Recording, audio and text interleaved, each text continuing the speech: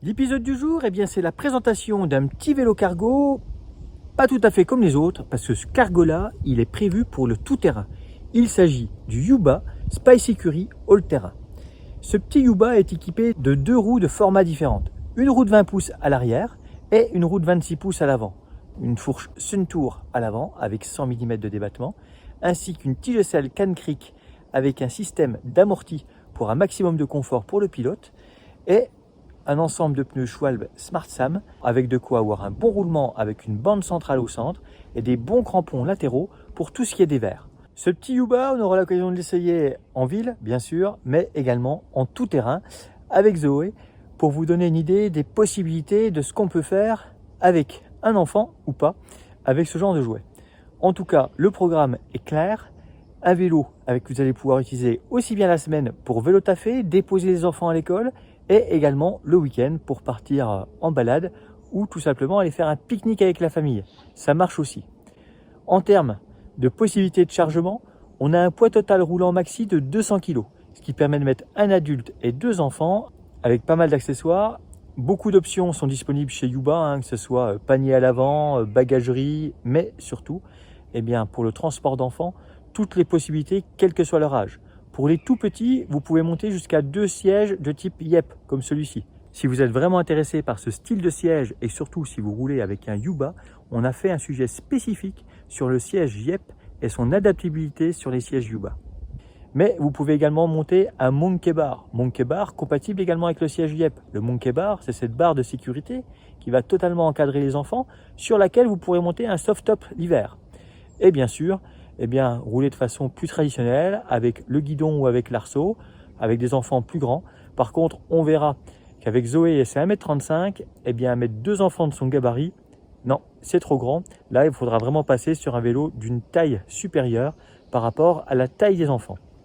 Donc plutôt un vélo destiné aux enfants en bas âge ou également pour des missions beaucoup plus utilitaires puisque ses capacités de chargement lui confèrent vraiment des possibilités. Il suffit de se mettre un gros bac à l'arrière et pour faire de la livraison de colis ou voire même des choses plus extrêmes, on a pu voir sur les pages de Yuba, sur les réseaux sociaux, des entreprises d'espace vert ou même des menuisiers qui utilisent ce type de vélo pour transporter des pièces de bois, la brouette, des fagots de tonte ou de branches coupées. C'est assez impressionnant ce qu'on peut charger à l'arrière d'un Spice Ecurie. C'est vraiment un super petit utilitaire. Après, pour en revenir au vélo, au niveau de ses équipements, on est sur une transmission Shimano XT en 10 vitesses avec un dérailleur Shadow Plus qui va faire office d'anti-déraillement. Donc ça, c'est vraiment top, c'est fluide, c'est efficace en termes de transmission. On est bien entendu sur des axes traversants avant-arrière pour un maximum de rigidité avec du gros rayon, de la bonne roue bien costaud. J'en ai parlé tout à l'heure, un ensemble de pneus Schwalbe. Et au niveau freinage, on est sur un ensemble de freins Magura. Des MT32, entendez par là 4 pistons à l'avant avec une grande plaquette longue pour un maximum de puissance et de progressivité et à l'arrière un gros double piston, un gros diamètre qui fait vraiment le job. Non, au niveau freinage, rien à dire. Vu qu'il s'agit d'une version all-terrain, contrairement à la version City du Spice Ecurie, on est sur un poste de pilotage VTT avec une potence courte, non réglable et un cintre large. Poignée WTB avec une selle WTB confortable. Là, sur ce modèle, excite la selle Yuba avec la poignée pour soulever le vélo, pour le mettre et l'enlever de la béquille. La béquille Yuba traditionnelle, super stable, il n'y a pas de souci. Nous, vous verrez pour le test, on n'a pas hésité à rajouter un élastique qui permet de la tendre et qu'elle bouge beaucoup moins en tout terrain. Au niveau motorisation, ce vélo a une motorisation Bosch Cargoline. Entendez par là une motorisation spécifique pour les cargos. Pignonnerie renforcée, mais également programmation spécifique par rapport au poids total roulant. Cette motorisation, vu qu'on est sur une roue de 20 pouces, dispose d'une grosse galette. Vous n'êtes pas sur un plateau de 34 ou 42 dents. Non, là c'est beaucoup plus gros, c'est logique. On est sur une roue de 20 pouces à l'arrière et pour rouler à 25 km/h avec des cadences de 80 à 90 tours et que le pédalage soit naturel, il faut une grosse galette, sinon vous pédalez dans la semoule. Sur ce modèle tout-terrain, notez que la gaine du dérailleur arrière est continue. C'est-à-dire que du shifter au dérailleur, c'est un seul morceau. Rien de mieux pour avoir une gaine super étanche et des vitesses ultra fiables au fil des mois. D'origine, ce Yuba est livré avec une Powerpack 500, mais le cadre est prévu pour pouvoir recevoir le système dual batterie de chez Bosch et de passer la capacité à 900 Wh ou 1000 Wh en additionnant une batterie de 500 avec une 400 ou une seconde de 500.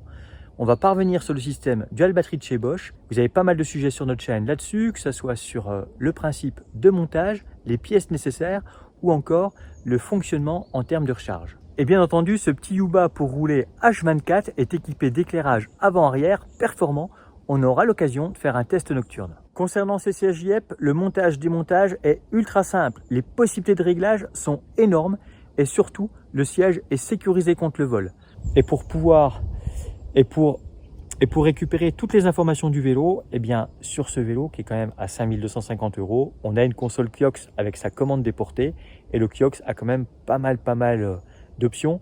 Non seulement c'est un compteur amovible, un écran couleur avec la possibilité d'avoir la fréquence cardiaque, la fréquence de pédalage, mais également des options telles qu'une fonction anti-vol avec une application et une liaison qui fait que seul le Kiox que vous aurez paramétré pourra faire démarrer ce vélo. Donc pas mal de petites options sympathiques et encore des choses certainement à venir sur ces Kiox de première génération. Bosch ne compte pas s'arrêter là.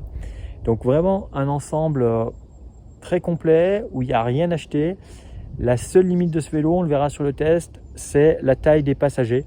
Là, pour mettre un adulte à l'arrière, oui, occasionnellement, pourquoi pas. Mais au quotidien, non, c'est vraiment les genoux dans le menton, quoi.